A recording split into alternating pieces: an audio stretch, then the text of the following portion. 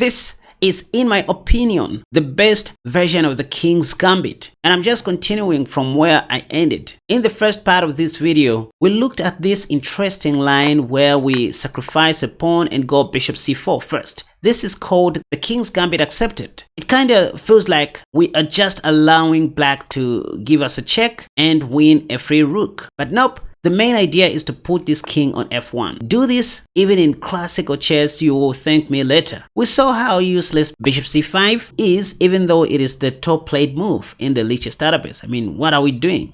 We can just go pawn to d4 in this position, right? And just a quick recap before we continue with some fresh ideas. I said after bishop b6, simply attack that queen. It's misplaced. The second most played move is queen e7. And whenever you see this, just know you can go knight c3, intending to go knight d5. If black plays c6 to stop that, you have two options. Either to go d5 or straight away take that pawn on f4. If d6, we want to go queen e1. The idea is going queen g6 later on. And if knight f6, you will just be up an extra pawn and go pawn to e5. And if queen e7, you take, because in a few moves, you're going to checkmate your opponent. But there are so many questions that need answers in this King's Gambit accepted. For example, it's not every time you're going to see black playing knight f6 in these kinds of positions. I mean, due to pawn to e5, right? E.g. after d6 and queen e1, black may also try bishop g4 in this position before playing knight d7. But just like I said, the whole idea of queen e1 was to put our queen on g3. This attacks the bishop. After bishop takes, we first of all take on d6. That was just a free pawn, and after something like queen f6, guess what? We don't even take the bishop, because maybe we might lose something here if you think about it. So we first of all attack the queen for the second time. If queen g6, guess what? We don't even take the light squared bishop, because that may invite pawn to f6, maybe. So we take what matters the most, which is the g7 pawn. Finally, if queen takes, we just take back, knowing they are going to lose a rook on the next move. So these are some of the tactics you need to study in detail when you are learning about this King's Gambit version. Queen e1 in these kinds of positions is the savior. There is this other idea where black may choose to go queen g4 after knight f3 instead of playing queen e7. Say queen g4. This is the worst of all, by the way, due to bishop takes. And after king takes, you have knight e5 check, winning the queen. Even if they don't take your bishop and say they play king f8 in this position, you can just go pawn to h3. What can they do? They play queen g3, but this only allows you to do other things like developing your knight. Oops, I forgot about the bishop. Nope. The whole idea is to attack the queen, and that queen is dead. Queen g6, knight e5. Bingo. Instead of queen e7, queen f6, or queen g4, what if black plays queen h5? First, let me make one thing clear in the King's Gambit accepted. Just because it is a trappy opening, it doesn't mean you are going to be checkmating your opponent very fast. You see, every gambit has two sides. There are many objectives, of course. If your gambit doesn't work, or if your traps don't work, play chess at the end of the day. Look for ways to make your opponent's position become cramped, like I demonstrated in the first part of this video, where you can go d5 instead of bishop takes f4. So here, you just develop normally knight c3. Again, the idea is still the same, to go knight d5, given a chance, and maybe get rid of that bishop if c6 is played, or take on f4. Knight f6 is the top played move on Lichess. I don't know why, but this always allows us to go e5, right?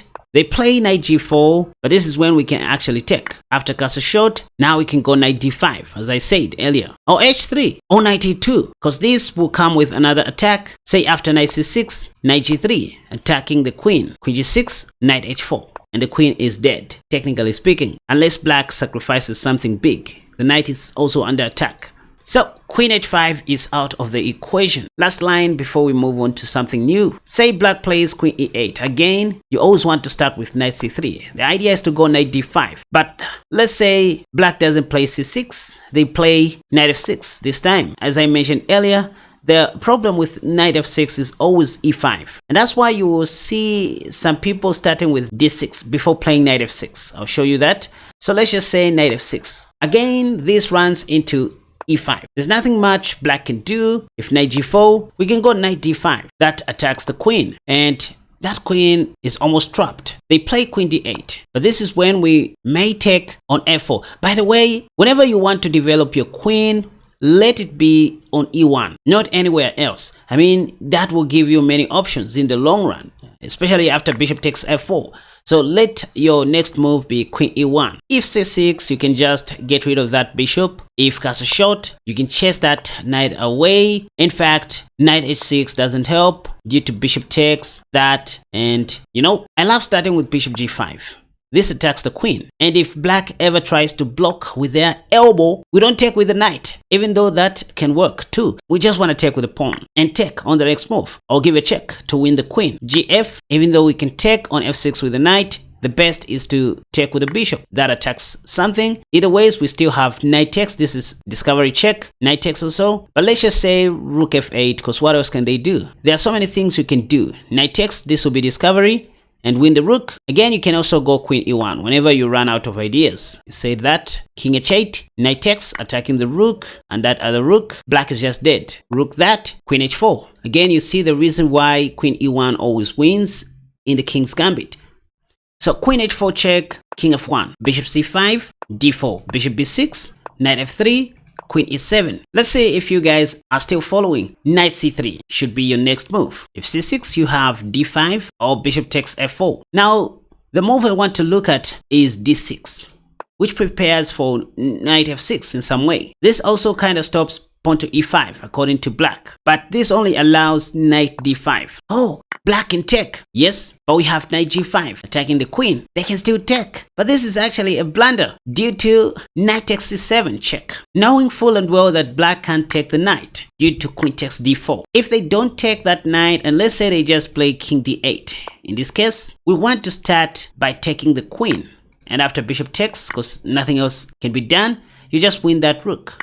Now the question that begs to be answered is knight takes. We're going to win another rook. So they play knight h6, but this is when you can get back your pawn, and all of a sudden, black has so many questions to answer. Bishop takes, rook d1, rook e8, bishop takes d6. Nothing can be done about this. They play knight e7, we go bishop check first. After that, rook e1. If that, we have bishop d6 and it's game over. Pap met. But what if black goes all the way back to d8, queen d8, instead of queen e7? Knight c3 won't do much. We're not going to attack the queen on the next move. It's not on e7. So I propose to go bishop takes f4. You just get back your pawn. Again, you know knight f6 is always a mistake due to pawn to e5. So they start with d6 first. But in this position, I still love pawn to e5. Just a technical move to see how knowledgeable my opponent is in the opening. Of course, the main line goes as follows: a4, s6 or a5, knight c3, knight c6, knight d5, bishop a7, c3, knight e7, knight e3 or queen e2, and all that. All this stuff is amazing and you're going to be winning a lot of games. But if you are a long time subscriber of mine, you know how much of a trickster I am. Instead of playing all those standard moves like a4 after pawn to d6, you may as well try e5. The point is, we just want to take. And by doing so, we are going to isolate black's pawns so that we can have this clear plan. If black takes, we don't take with the knight due to bishop e6. Practice this on Stockfish, you will find it doesn't work. So you just go bishop takes e5. This poses a threat on g7. If black plays pawn to f6, that leaves a weakness and it'll be hard for black to castle short. So we'll just retreat our dark squad bishop, and if something like bishop g4, well, after this, it is actually your d pawn that is under attack, so you better protect it. And what this does is paving the way for your queen. Bishop takes wouldn't be a wise decision by black. I mean, why giving up a bishop pair for nothing? Queen takes is coming with tempo, attack on the b7 pawn. So the move you're most likely to see is knight e7, just developing a piece, right? Or knight d7. But here you can just go knight bd2, h3. For example, h3 to see what white is up to. Maybe they are going to help you activate your queen. But if they play bishop h5, you can go knight bd2. So that black can't castle short because of our light squad bishop. Maybe they might play knight bc6. But this only allows us to go queen b3. And if knight a5, we win the light squad bishop like that. So try pawn to e5 if you want to be very tricky and aggressive. And again, after pawn to e5, it's not every time you're going to see black taking. In fact, the second most played move here is d5, just blocking the vision of your light squad bishop. What can you do? For some reason, I love bishop d3. Bishop b3 is also fine, and after knight e7, I would go knight c3. The whole idea is to relocate that knight to the king side, as highlighted on the board. c6. Again, why did I say you should put your queen whenever you run out of ideas? Queen e1, you see that other plan? Or queen f2 next, or knight f5, knight e2, then c3 and bishop c2. All these are strategic moves you may consider. All in all, I don't think bishop c5 helps black in any way when we speak of this line. So what other moves do people play in this position? Well, d6 is one of them, just preventing e5 in the near future. They want to follow it up with knight f6, by the way. d6 also paves the way for black's bishop. Don't just make moves, also try to read your opponent's plans. There's a sneaky line I want to recommend from here, beginning with queen f3. So it looks like we just want to get back that pawn, and this, to be honest, kind of invites bishop g4 so that we can now go queen b3 to capture the f7 pawn or the b7 pawn. But anyway, a more straightforward move is knight f3. This also works. If bishop g4, you can take if you want. I'll go c3. Now this is one of the most trappiest lines. If black doesn't take the pawn on f3, they are going to suffer the consequences. Let's just say if they play something like knight f6, this allows you to give them a check, and on the next move they are going to lose their queen. Even if they play bishop d7, you can just go ahead and take, and after knight takes, you grab that queen. You're just up a piece. So in the d6 line, if you just want to have fun, I recommend trying these two lines, the knight f3 line and the queen f3 line. d4 works, but it kind of feels too slow for a gambit like the king's gambit. So in this case, just knight f3, attacking the queen. They have to play something else. If they pin our knight, we have an option to take and equalize the game, or go pawn to c3. If knight f6, you know what to do. Queen f4 check, you win a piece. Again, they can't run away from this. Moves like pawn to b6 will still run into queen f4 check. Maybe knight d7 works in this position, yep, but even with that, we can just go ahead and sacrifice our bishop. If king takes, we go queen b3 check. You know, just oversimplifying the game, right? Queen takes, king takes, then queen takes. Next, d4, bishop takes. We also have knight f5. Apart from d6 and bishop c5, which is dubious, the other move you will see in this same position is knight f6.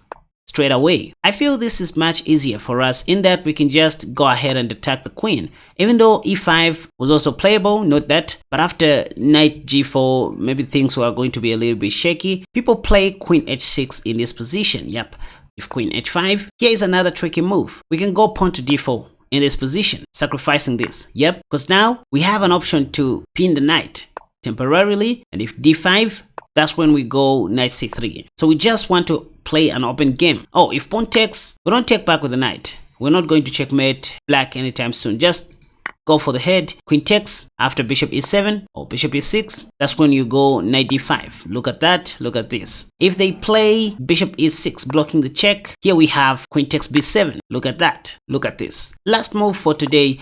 Instead of bishop c5, d6, or knight f6, black may also play knight c6. Again, you can start in whichever way you like. Knight f3 is good, d4 is good. So let's say knight f3, attacking the queen, and after queen f6, the top played move, this is when you go d4. After d6, you go knight c3. Simple chess, simple development. If bishop e6, by the way, you have d5. The top played move is bishop g4, pinning the knight, but this still allows knight d5. The queen has to go back to d8 to be safe. Now we get back our pawn. This is just an equal game. If bishop takes, by the way, we can even take with the queen. Why? Because if knight takes d4, we'll simply have queen c3 attacking that knight. If knight e6, which seems to be an attacking move, by the way, now we simply go bishop b5 check, c6, bishop takes. And after pawn takes, we go queen takes c6. Bingo. So we're going to walk away with a rook and a pawn. So these are some of the beautiful traps you need to master in the King's Gambit. In the third part of this video, we'll be looking at some declined versions of this gambit, the King's Gambit. Let me know if you will be happy to support. Now check this out, you guys. If you want to learn more about these kinds of tricks or similar opening ideas like the ones I just shared, you can watch this video that has popped up on the top left. Another video that I highly recommend you check out to skyrocket your rating is this one that has popped up on the top right. But if you love gambit videos, you can check out the video that has popped up on the bottom left. And if you are a lover of chess traps like myself, feel free to click on the video that has popped up on the bottom right.